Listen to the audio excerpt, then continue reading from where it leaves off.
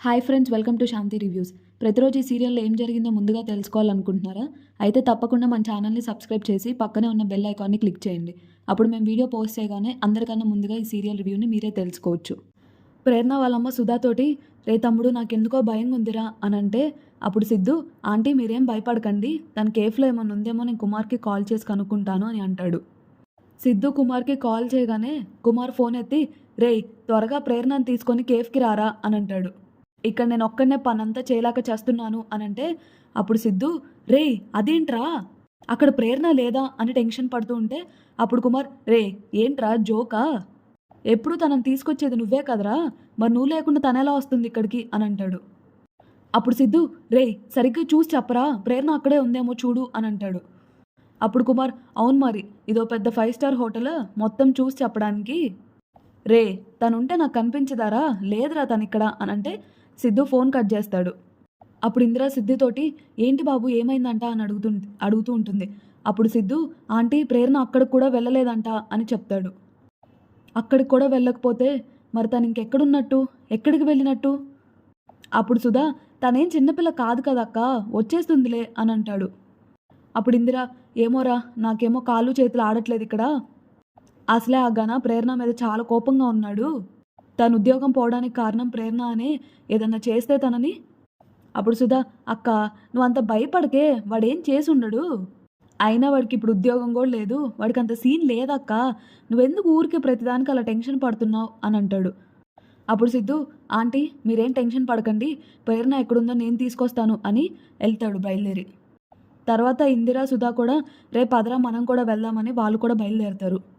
తర్వాత సీన్లో సిద్ధు ఘన దగ్గరకు వచ్చి కాలర్ పట్టుకొని, రే ప్రేరణ ఎక్కడ్రా, ఎక్కడ దాచావు తనని? అప్పుడు ఘన, రే వదలరా, నేను ప్రేరణను దాచడం ఏంటి, రే నటించకు నువ్వు, నిజం చెప్పు అని అంటే, అప్పుడే ఘన వాళ్ళమ్మ, రే సిద్ధు చేతి తన మీద అని అరుస్తుంది. నీకెంత ధైర్యం ఉంటే నా ఇంటికి వచ్చి నా కొడుకు కాలరే పట్టుకుంటావు, ఉదయం నుంచి తన ఫోన్ కనిపించట్లేదు, ఫోన్ స్విచ్ ఆఫ్ వస్తుంది, తనని వీడే ఎక్కడో దాచుంటాడు, రే మర్యాదగా చెప్పు ప్రేరణ ఎక్కడుంది అని అంటే, అప్పుడు గన, నీకు ఒకసారి చెప్తే అర్థం కాదా, అది కనిపించకపోతే నాకేంటి సంబంధం? అప్పుడు సిద్ధు, నీకే ఉంది సంబంధం, ఎందుకంటే నా చెల్లెలతో నీ పెళ్లి జరగకుండా కాపాడింది అని ప్రేరణ మీద నీకు పీకల లోతుల కోపం ఉంది, నువ్వు ఆల్రెడీ మాకు వార్నింగ్ కూడా ఇచ్చావు ఆ విషయంలో, అందుకే ఈరోజు ప్రేరణ కనిపించట్లేదు, దాని అర్థం ఏంటి, నువ్వే ఏదో చేసావనే కదా ప్రేరణ అని. అప్పుడు ఘన వాళ్ళ అమ్మ ఘనతోటి, రే ఘన తను చెప్పేది నిజమా అని అడుగుతుంది. ప్రేరణని నువ్వేమైనా చేసావా? అప్పుడు ఘన, అయ్యో అమ్మ నేనేదో కోపంలో అన్నానమ్మా, అప్పుడు నాకు నిజంగా ప్రేరణ ఏమైందో తెలీదు, ఎక్కడుందో నాకు తెలీదు అంటాడు. అప్పుడు సిద్ధు, రే కవర్ చేయడానికి అబద్ధాలు చెప్పకు, నువ్వే ప్రేరణను దాచావు, చెప్పు ఎక్కడుంది అసలు తను? అప్పుడు ఘన, రే ఏంట్రా ఊరుకుంటున్నాను కదా అని రెచ్చిపోతున్నావు, నాకేం తెలీదని చెప్తున్నాను కదా, అయినా న్యూసెన్స్ చేయాలని చూసావో, నేనేం చేస్తానో కూడా నాకే తెలీదు, పోరా బయటికి నువ్వు అని అంటాడు. అప్పుడు ఘన వాళ్ళ అమ్మ కూడా, ఒక్కసారి తప్పు చేశాడని పదే పదే నా కొడుకు మీద నిందలు వేస్తే నేను ఊరుకోను, ప్రేరణ ఎక్కడుందో వాడికి నిజంగానే తెలీదు, వెళ్ళి వెతుక్కో నువ్వు అని అంటే, అప్పుడు సిద్ధు, వెళ్తాను కానీ ప్రేరణకి నీ వల్ల ఏమన్నా అయ్యిందో ఆ నెక్స్ట్ మినిట్ నువ్వు ఉండవు, గుర్తుంచుకో అని సిద్ధు అక్కడి నుంచి వెళ్ళిపోతాడు. అప్పుడు ఘన గట్టిగా, ముందు అది ఎక్కడికి వెళ్ళిందో ఎత్తుక్కో, తర్వాత వచ్చి నాకు చెప్పు అని అంటాడు. తర్వాత ఘన వాళ్ళమ్మ, రే ఘన నీ వల్ల పోయిన పరువు చాలదనా, మళ్ళీ వీళ్ళతో ఎందుకు గొడవ పెట్టుకుంటున్నావు నువ్వు? అమ్మ నేనేం గొడవ పెట్టుకోలేదమ్మా అని అంటే, అప్పుడు ఘన వాళ్ళమ్మ, నిజం చెప్పు ప్రేరణ కనిపించకపోవడానికి నువ్వే కారణమా అని అడుగుతుంది. నాకే సంబంధం లేదమ్మా అని అంటే, మరెందుకు నువ్వు వార్నింగ్ ఇచ్చావు వాడికి అని అడుగుతుంది. అమ్మ నా లైఫ్ స్పాయిల్ చేసిన వీళ్ళని నేను ఎలా క్షమిస్తానమ్మా, ఆ బుద్ధి నీకు చేసేటప్పుడు ఉండాలి, వాళ్ళ గురించి మానేసి పోయిన పరువు పోయిన ఉద్యోగం ఎలా రాబట్టాలో అది ఆలోచించు ముందు నువ్వు, ఆ సిద్ధుగాడు ఆ ప్రేరణ అంతంతోనే మన పరువు ఉద్యోగం అన్నీ సంపాదిస్తానమ్మా అని చెప్తాడు. తర్వాత సుధా ఇందిరా కూడా బైక్ మీద సిద్ధుకి ఎదురయ్యి, బాబు ప్రేరణ ఎక్కడుందో తెలిసిందా అని అంటే, లేదా అంటే ఆ ఘనాగాడు ఎంత అడిగినా చెప్పట్లేదు, వాడు నాకు తెలియదనే చెప్తున్నాడు అని చెప్తాడు, కానీ నాకెందుకో వాడు చెప్పింది నమ్మబుద్ధి కావట్లేదు, అందుకే ప్రేరణ ఎక్కడుందో నేనే తెలుసుకుంటాను ఆంటీ అని అంటాడు. అప్పుడు ఇందిరా, నేను కూడా నీతో వస్తాను బాబు అని అంటే, సిద్ధు మీరెందుకు ఆంటీ, ప్రేరణ ఎక్కడుందో తెలుసుకొని నేను తీసుకొస్తాను అని చెప్తాడు. అప్పుడు సుధా కూడా నిజమే అక్క నువ్వెందుకు అనంటే అప్పుడు ఇందిర రే తనొక్కడే ఎక్కడని వెతుకుతాడ్రా అని అంటుంది. నేను తనతో వెళ్తే ప్రేరణ ఎక్కడుందో తెలుసుకోవడం సులభం అవుతుంది కదా అని చెప్తుంది. బాబు నేను వస్తాను బాబు అని అంటే అప్పుడు సిద్ధు సరే ఆంటీ పదండి వెళ్దాం అని అంటాడు. కానీ సిద్ధు సుధాతోటి సార్ మీరు ఒక హెల్ప్ చేస్తారా అంటే చెప్పు బాబు అని అంటాడు. మీరు ఆ గనాగాన్ని మాటల్లో పెట్టి ప్రేరణ ఎక్కడుందో తెలుసుకోండి లోపు అని చెప్తాడు. ఒకవేళ వాడు నిజంగా దాచుంటే మనకి తెలిసిపోతుంది కదా, అప్పుడు మీరు వెంటనే ఇన్ఫర్మేషన్ ఇవ్వచ్చు అని చెప్తాడు. అప్పుడు సుధా అలాగే బాబు మీరు వెళ్ళండి అని చెప్తాడు. వాడి ముక్కు పిండైనా సరే అసలు నిజం రాబడతాను బాబు నేను. ఒకవేళ మీకు ప్రేరణ ఎక్కడైనా కనపడితే వెంటనే నాకు కాల్ చేసి చెప్పండి, లేదంటే వాడి చేతిలో నేను బలైపోతాను. సరే జాగ్రత్తగా వెళ్ళండి అని చెప్తే సిద్ధు సరే సుధా గారు అని అక్కడి నుంచి వెళ్ళిపోతారు.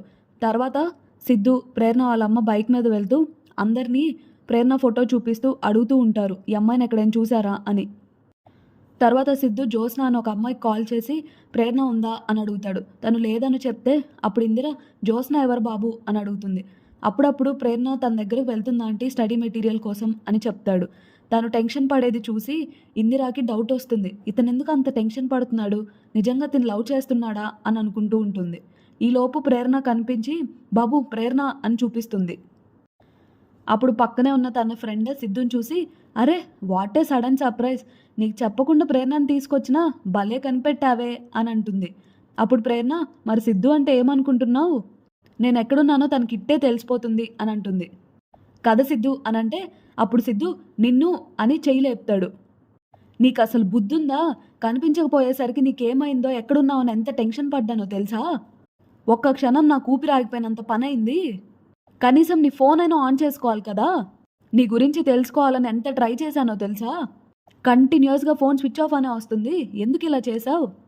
అప్పుడు వాళ్ళ ఫ్రెండ్ అది కాదు సిద్ధు అనంటే అప్పుడు సిద్ధు నువ్వు మాట్లాడకు అసలు అని ప్రేరణతోటి నిన్నే ఏంటి అలా చూస్తూ ఉండిపోయావు, సమాధానం చెప్పు.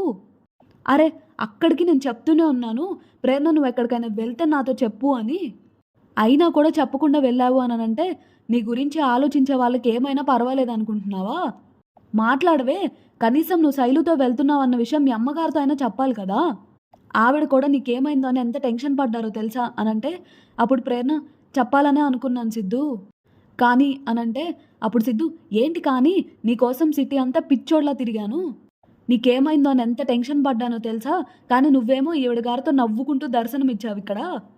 అప్పుడు శైలు సిద్ధు ప్లీజ్ తన్నేం అనుకు, తప్పంతా నాదే, నేను ఎప్పుడు బయటికి వెళ్దామని అడిగినా ప్రేరణ పనుంది అని చెప్తూ ఉండేది, ఈసారి తనను ఎలా అయినా తీసుకెళ్ళాలి అని నేనే తనను బలవంతంగా తీసుకొని వచ్చాను, ఒకవేళ మధ్యలో ఏదన్నా ఫోన్ వస్తుందని తెలిసే నేనే కావాలని తన ఫోన్ స్విచ్ ఆఫ్ చేశాను, అక్కడికి ప్రేరణ చెప్తూనే ఉంది నేనే తనను వెళ్ళనివ్వలేదు, నిజంగా మీరు ఇంతలా టెన్షన్ పడతారని నాకు తెలియదు సిద్ధు, సారీ సిద్ధు అని చెప్తుంది.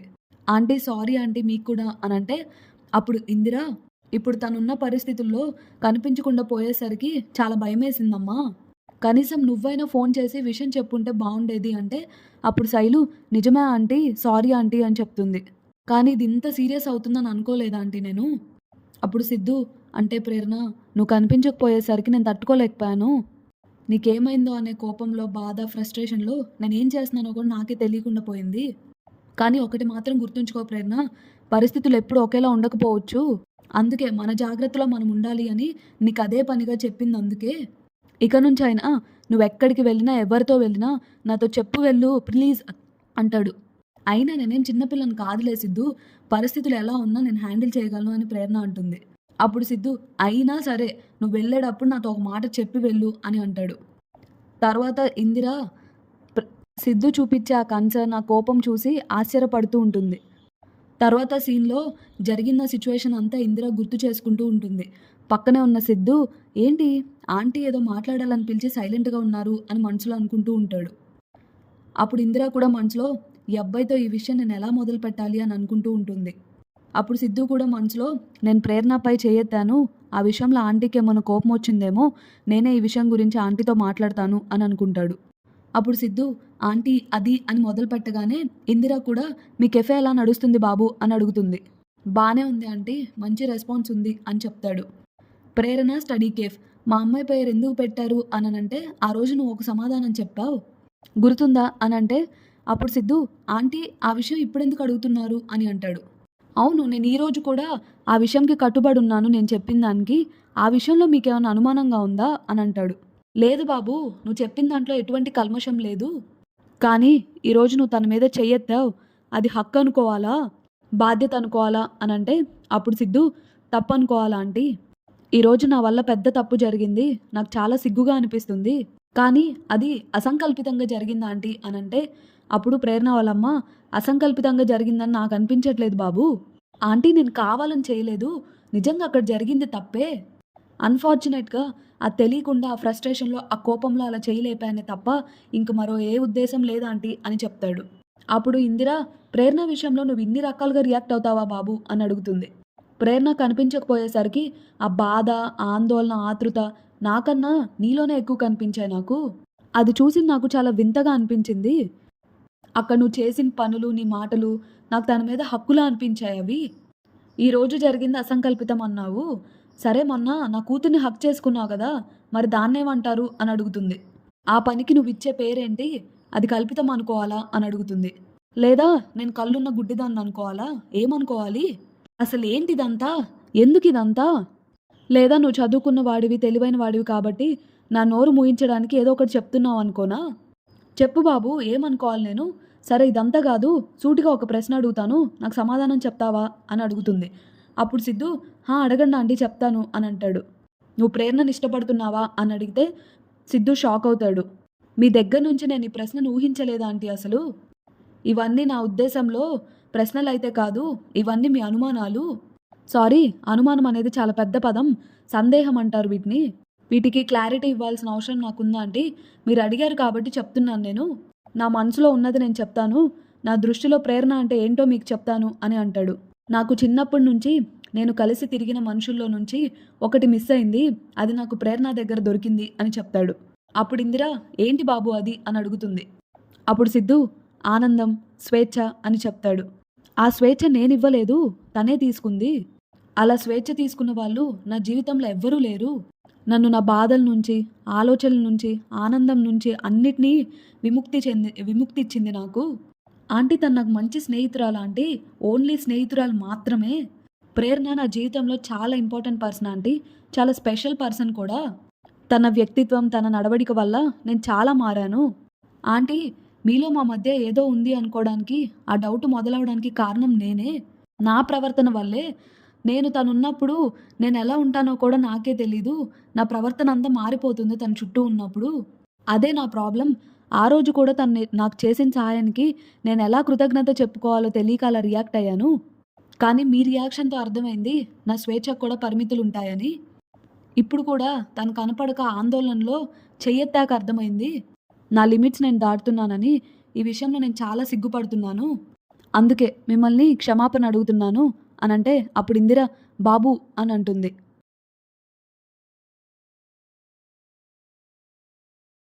ఇది ఫ్రెండ్స్ ఈరోజు ఎపిసోడ్లో జరిగిన రివ్యూ. రేపటి ఎపిసోడ్లో ఏం జరుగుతుందో తెలుసుకోవాలి అని అంటే మన ఛానల్ని లైక్ చేసి సబ్స్క్రైబ్ చేయండి. Thanks for watching.